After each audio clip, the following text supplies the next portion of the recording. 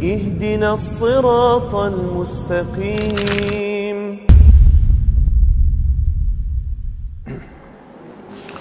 Bismillahirrahmanirrahim. Assalamualaikum warahmatullahi wabarakatuh.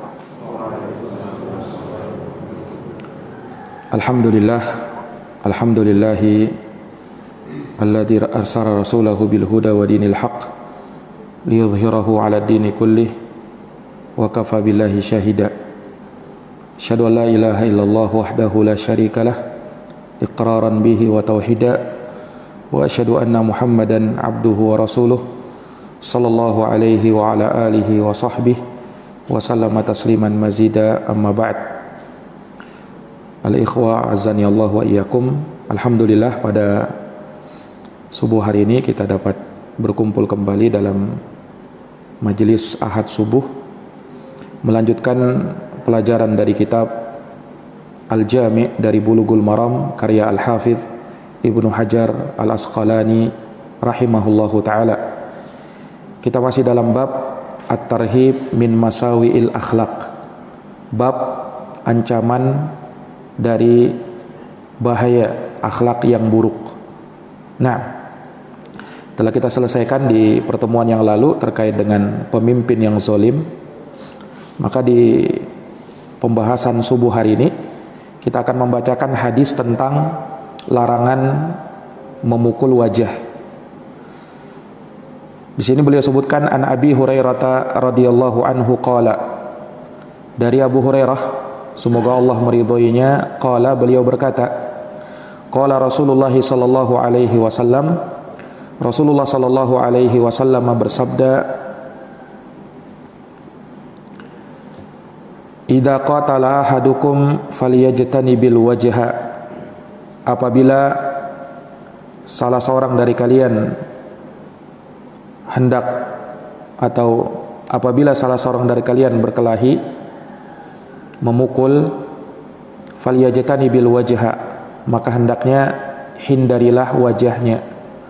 Muttafaqun alaihi. Hadis ini diriwayatkan oleh Bukhari dan Muslim.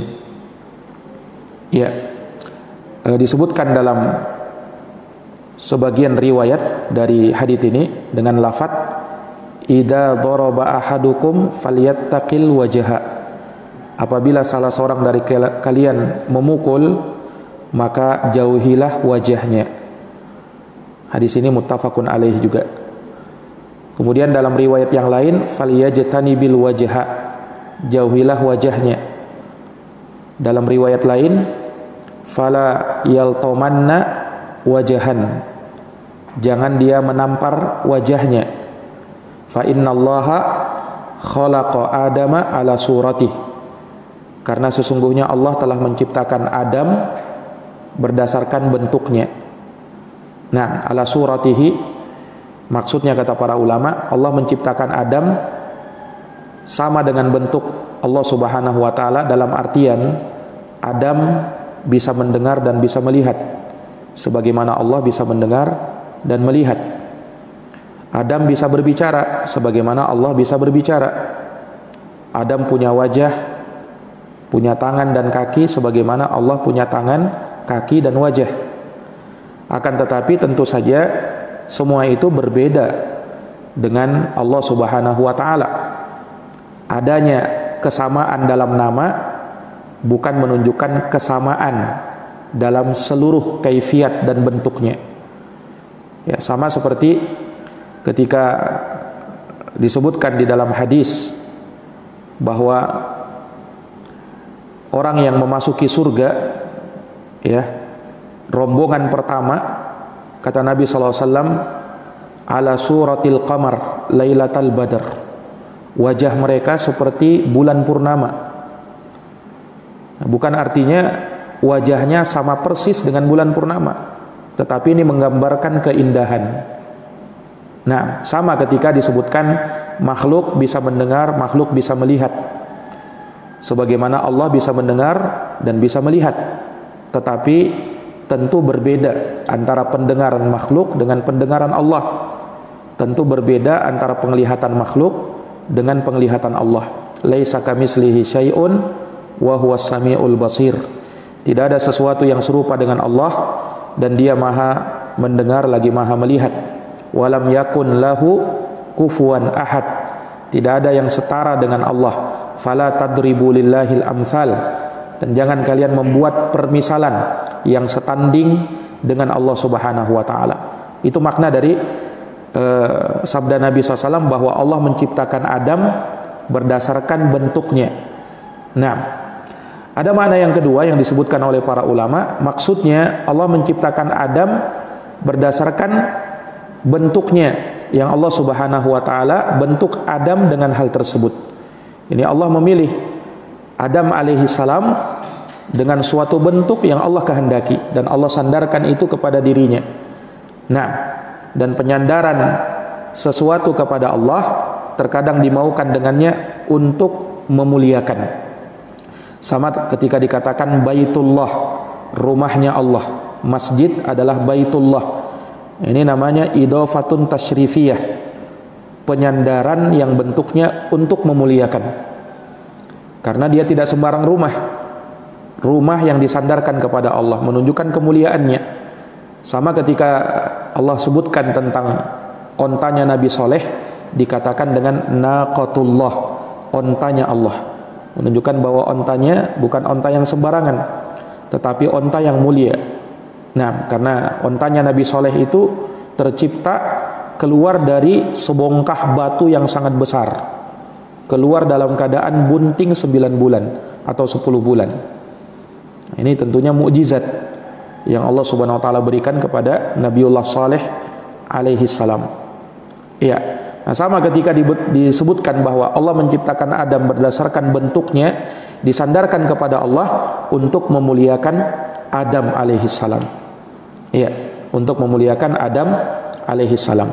Taib. Para hadirin yang dirahmati dan dimuliakan oleh Allah, di dalam hadits ini Rasulullah sallallahu alaihi wasallam menyebutkan idza qatala ahadukum, apabila salah seorang dari kalian qatala ahadukum, berperang atau membunuh atau berkelahi atau memukul. Ulama mengatakan ini hadits ini lafadznya umum, baik qital yang besar yang bisa mengakibatkan kematian atau binasanya orang tersebut, atau qital peperangan, perkelahian yang di bawah itu, yang tidak sampai menyebabkan orangnya binasa, apalagi sampai meninggal. Karena terkadang sesuatu yang sifatnya lebih atau kurang di bawah itu dibahasakan dengan qital juga. Sama seperti hadits Nabi sallallahu alaihi wasallam ketika memerintahkan untuk menghalau orang yang mau lewat di depan kita tatkala kita sedang sholat. Dalam hadis riwayat Bukhari dan Muslim dikatakan, idza shalla ahadukum ila syai'in yasturuh minan nasi fa arada ahadun ayyajtaza baina yadayhi falyadfa'hu fa in aba falyuqatilhu.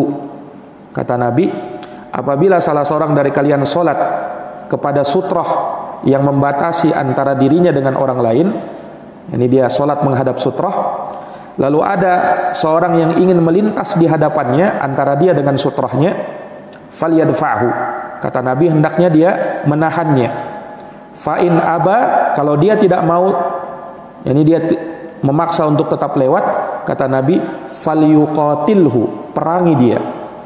Maksudnya disuruh memerangi di sini bukan artinya memerangi dengan senjata atau sampai membunuhnya, tidak. Tetapi maksudnya halau dia dengan keras. Ya, halau dia dengan keras. Tapi dibahasakan dengan falyuqatilhu.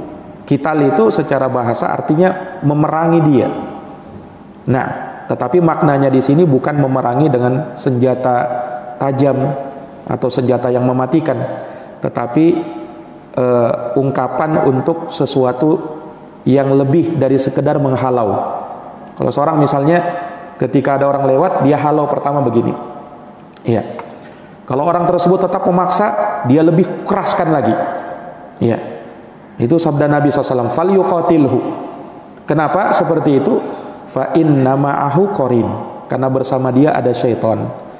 Atau disebutkan dalam hadits fa innahu syaitanun, karena dia adalah syaitan. Maksudnya yang mendorong dia untuk melakukan hal tersebut adalah karena syaitan. Nah, taib, di dalam hadits ini ya disuruh memerangi, tetapi di bawah, dalam makna memerangi dengan hal yang lebih daripada sekedar membunuh atau memerangi dengan senjata tajam. Tentu di bawah itu. Iya. Nah, ini ikhwani fillah azani Allahu wa iyyakum. Taib. Dan ulama rahimahumullahu taala menyebutkan berdasarkan hadits ini ya, akan diharamkannya seseorang untuk memukul wajah apapun alasannya. Tidak boleh seseorang untuk memukul wajah orang lain, sampai pun dalam taraf yang lebih besar itu tidak boleh, apalagi kalau hanya sekedar pertikaian, perkelahian, permusuhan. Ini Nabi SAW melarang untuk memukul wajah. Iya, Nabi SAW melarang untuk memukul wajah. Nah, dan hadits ini larangan untuk memukul wajah baik dalam hukum hudud ya, dalam hukum sanksi, atau dalam hukum pelanggaran had ya, ketika ada seorang melakukan pelanggaran had itu dicambuk, itu tidak boleh mencambuk wajahnya. Makanya yang dicambuk itu adalah punggungnya. Dan kalaupun harus memukul, dalam pukulan yang dibenarkan itu tidak boleh memukul wajah, tetapi memukul punggung atau semisal dengan itu. Nah, kenapa syariat melarang hal tersebut? Ya, syariat melarang memukul wajah dikarenakan wajah ini adalah sesuatu yang paling mulia yang ada pada anggota tubuh manusia, yang nampak, yang lahir. Iya, dia asyrafu ma fil insan, sesuatu yang paling mulia yang ada pada manusia, yaitu wajahnya. Iya. Dan juga tidak boleh memukul wajah karena untuk menjaga keselamatan anggota wajahnya, yang mana pada anggota wajah ini banyak perkara-perkara yang penting dalam tubuh manusia, seperti halnya pendengaran, penglihatan, penciuman, lidah untuk merasakan.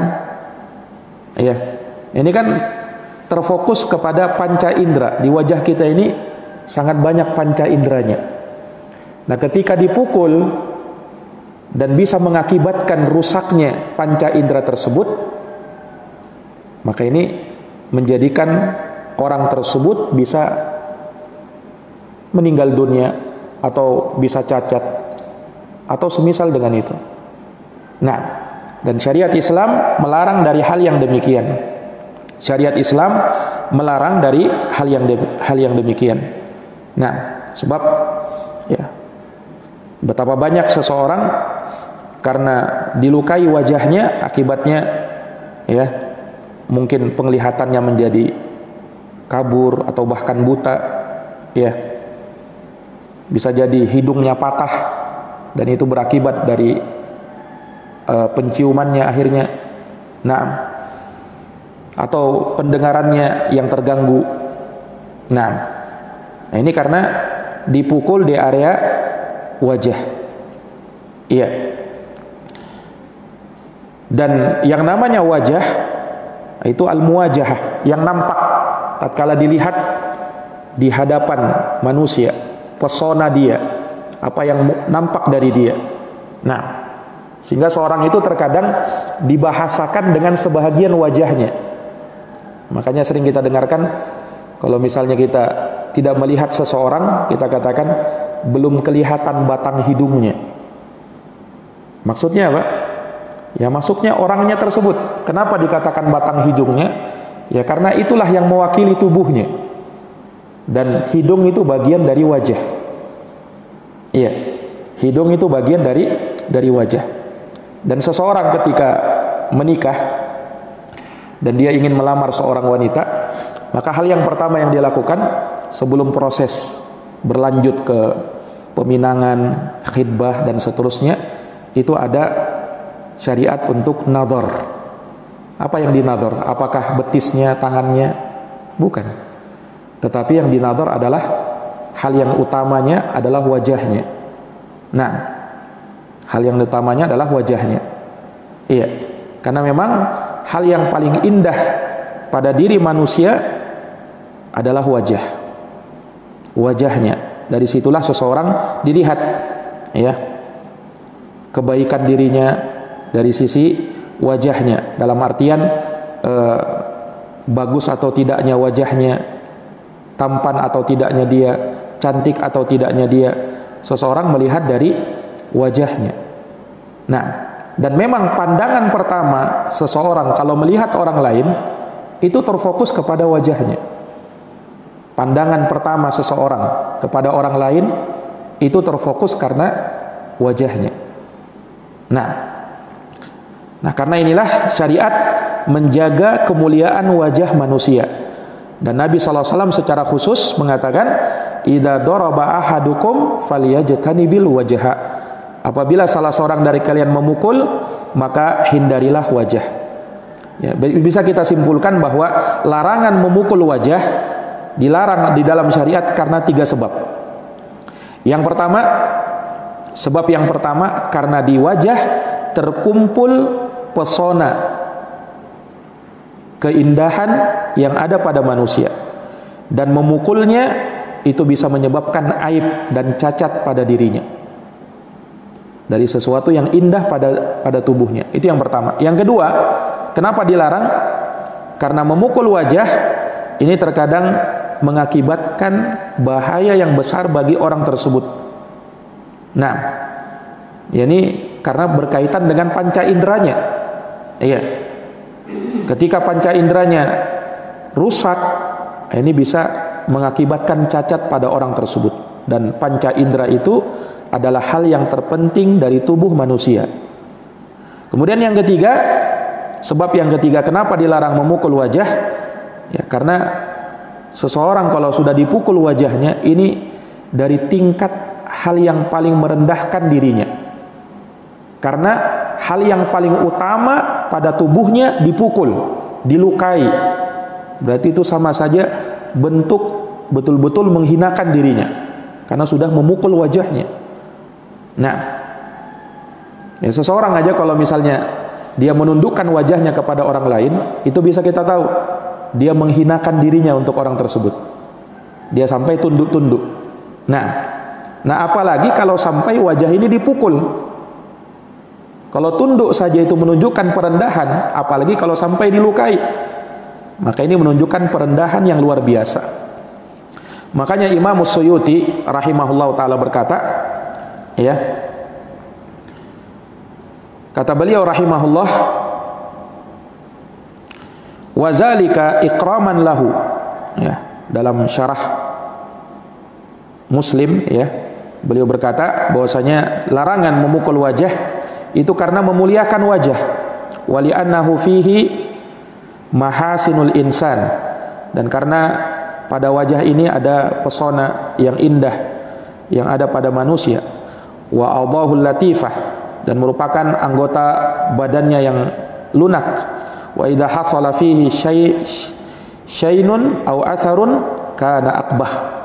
Apabila terjadi sesuatu dari cacat atau luka, ya, maka hal tersebut berakibat menjadikan dia menjadi buruk atau menjadi jelek.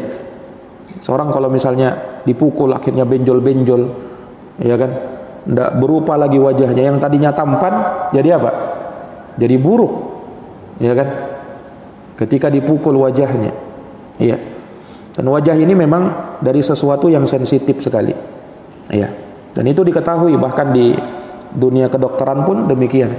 Makanya ada, ya, para wanita mungkin paling paham itu.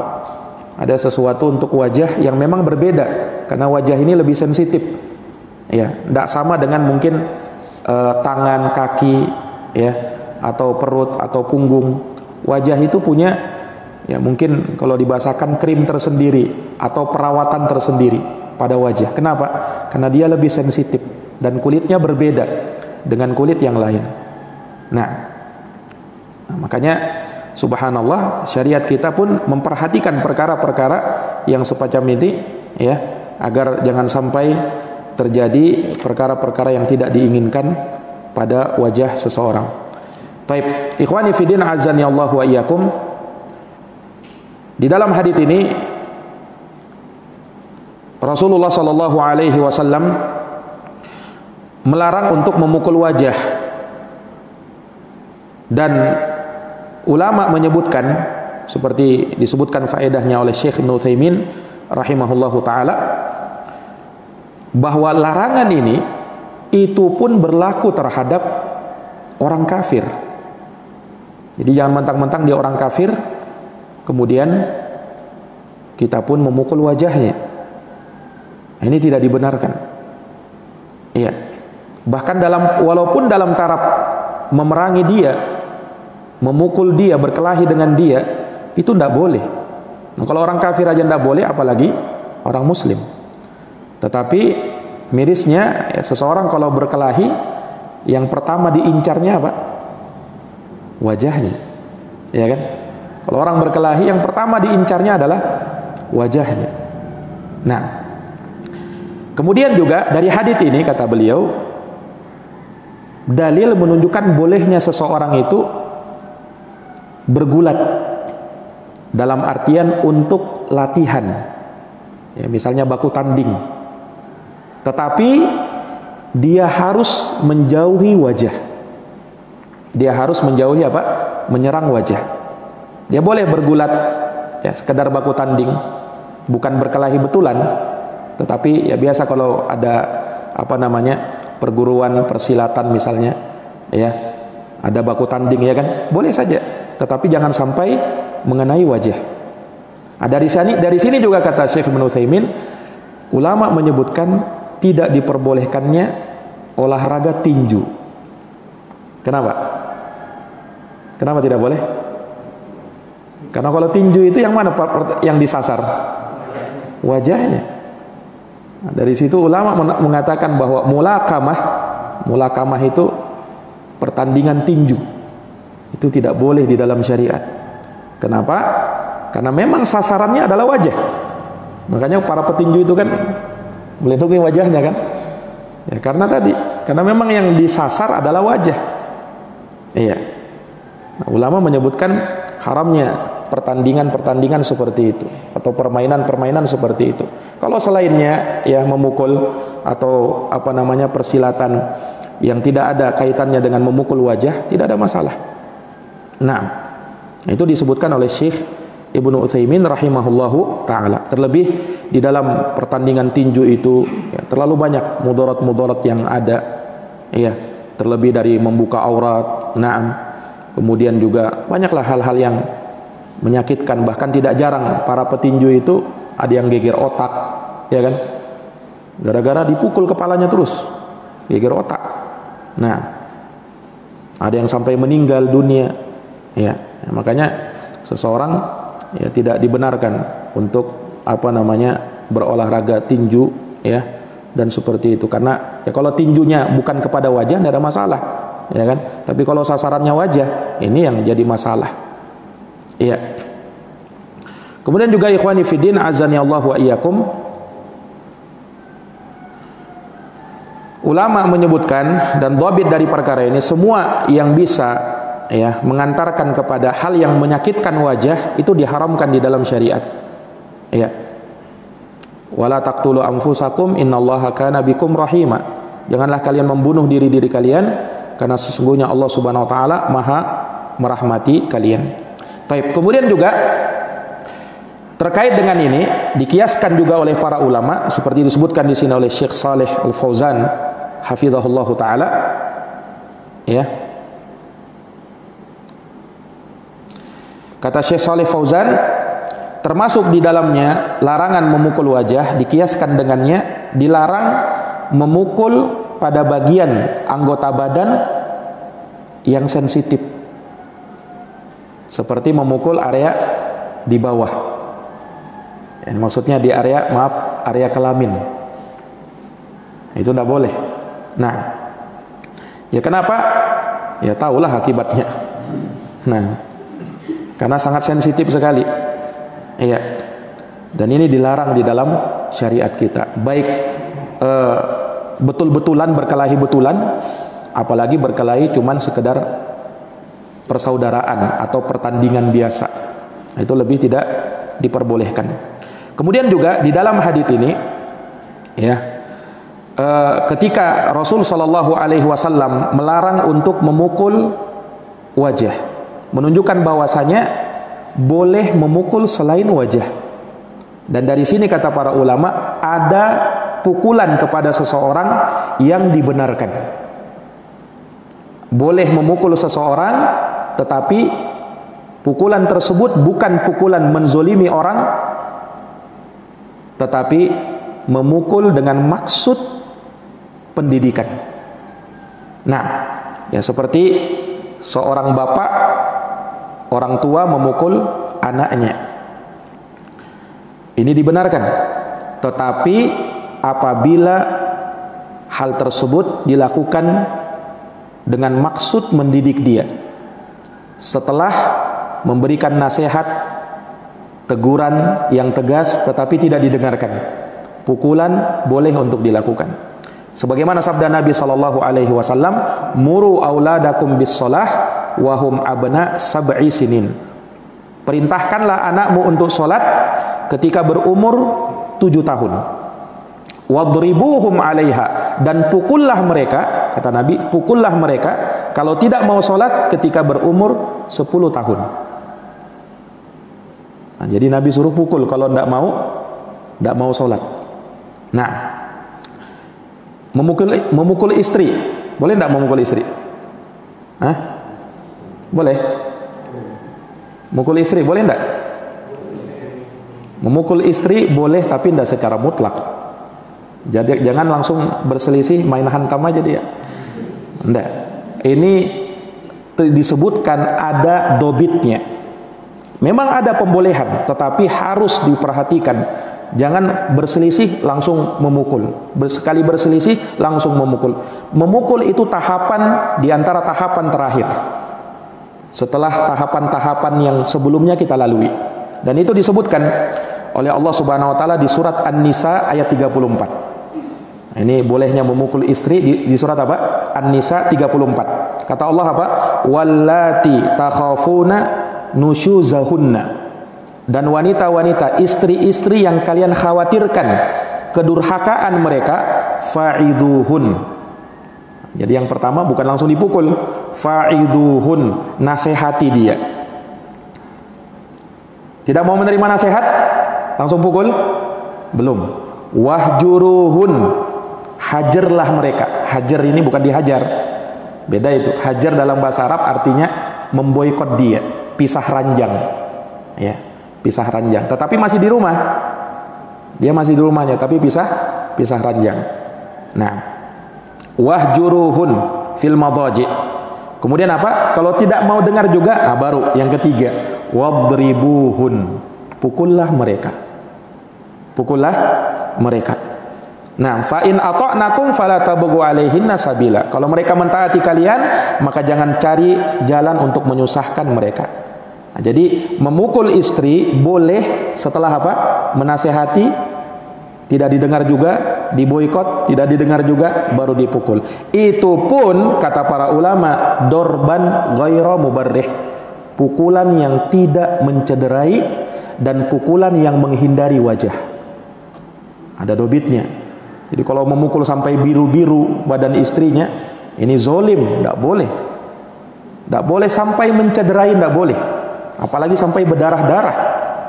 Itu zolim kepada istri.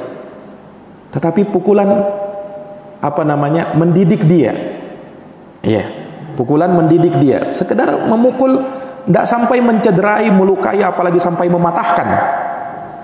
Ada orang memukul istrinya, nauzubillah, ya, Apalagi sampai istrinya ditinjak-tinjak, ditendang, nauzubillah, itu zolim.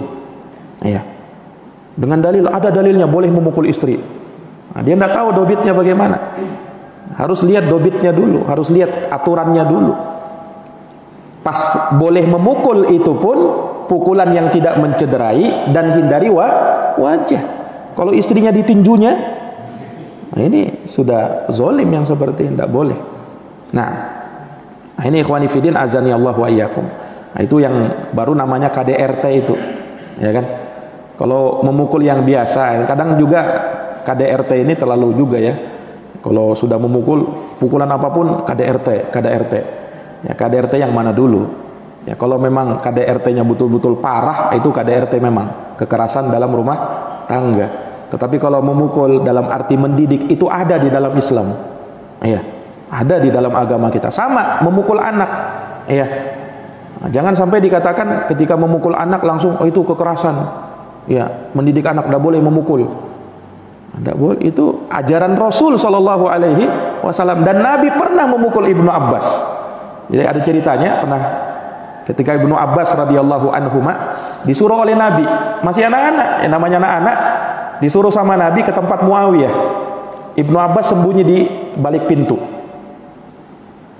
Disuruh oleh Nabi lagi, ditegur sama Nabi. Ibnu Abbas pergi ke tempat Muawiyah. Ibnu Abbas tetap sembunyi dia.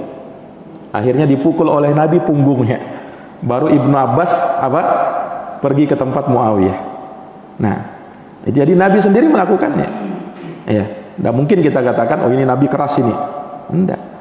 Tapi dorban, ingat, dorban ghairu mubarrih, pukulan yang tidak mencederai. Kalau pukulan sampai memukul pakai sapu, patah-patah sapunya, nah itu tidak boleh, itu zolim kepada anak. Nah, jadi ada batasannya juga di dalam syariat. Jadi syariat itu pertengahan, tidak terlalu lembek. Ya, akhirnya orang itu biarkan aja, sudah tidak masalah, biarkan aja dia tidak usah dipukul-pukul. Itu terlalu lembek juga, tapi jangan juga terlalu keras. Pertengahan. Ya. Wa khairul umur awsatuha. Sebaik-baik perkara adalah yang pertengahannya. Sebaik-baik perkara adalah yang pertengahannya. Nah, ini para jamaah sekalian yang dirahmati dan dimuliakan oleh Allah Subhanahu wa taala. Syekh Ibnu Utsaimin menambahkan satu faedah terkait dengan masalah ini, terkait dengan wajah. Yakni karena wajah ini sesuatu yang mulia yang ada pada manusia, na'am, dan dia mesti dijaga. Dan dia lebih diperhatikan lagi khususnya bagi para wanita. Kenapa? Karena wanita letak mahkota dirinya, kecantikan dirinya itu ada pada wajahnya. Makanya syariat lebih menjaga wanita, dalam artian syariat menetapkan adanya hijab bagi para perempuan. Kenapa? Untuk menutup wajahnya dari fitnah. Nah, makanya ulama berpendapat disyariatkannya menutup wajah bagi perempuan. Hanya mereka berbeda pendapat saja apakah wajib atau sunnah. Ya. Sebagian ulama mengatakan hukumnya sunnah, itu pun sunnahnya sunnah muakkadah, sunnah yang sangat ditekankan. Jadi jangan juga berkata kan sunnah berarti ditinggalkan. Ada sebagian orang begitu ya, sunnah ditinggalkan.